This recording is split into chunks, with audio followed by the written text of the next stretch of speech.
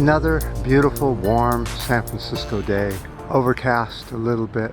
That warm September fog is now here. It's very humid. But we're not really talking about humidity today. Let's talk about methane instead. Methane emissions from 2012 to 2018, a greater threat than the government estimated. From a new EDF study, the US EPA says the oil and gas industry emits 8 million metric tons of methane a year. That is 60% higher than EPA admits to. But then we have to remember that all that was going on during Trump. Trump did nothing about it at all.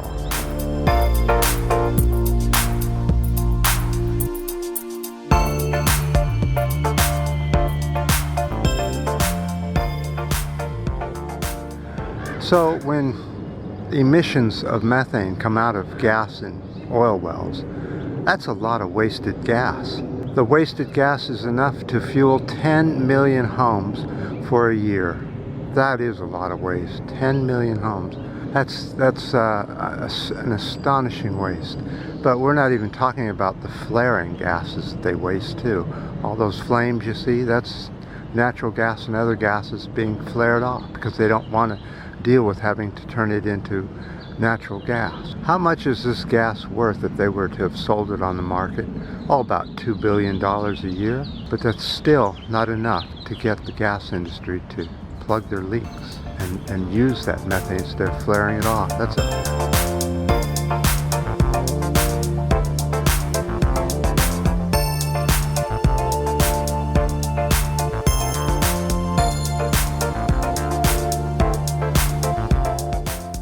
Let me tell you about that resource, gas. That resource could heat us up if we ever were to go into an ice age by some flip or snap change in our environment because of what we're doing and the speed at which we're doing it. Let's go to Easter Island for a minute. Now, if you look at your history on Easter Island, they had tribes, and the tribes fished and built a large amount of statuary to go ahead and honor and kneel down to and all this. So they used all their timber up over about 100 years. They used up all the timber they had on the island. Now, the people must have known that eventually they're going to run out of lumber and they won't be able to build boats anymore to go out further and further to get fish because they fished out the area around the island, so they had to go out in boats, which also used up their precious resource. And of course, at the end of the precious resources, they had a huge fight among each other and hardly anybody survived. Isn't that the same thing that's going to happen here when we're out of natural gas and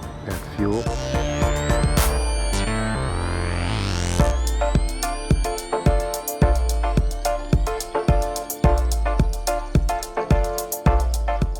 So the private oil industry is really tanking. And it's only a matter of time before we run out of oil. And then what happens? A giant war. We fight amongst each other. You took this from me, I have that from you.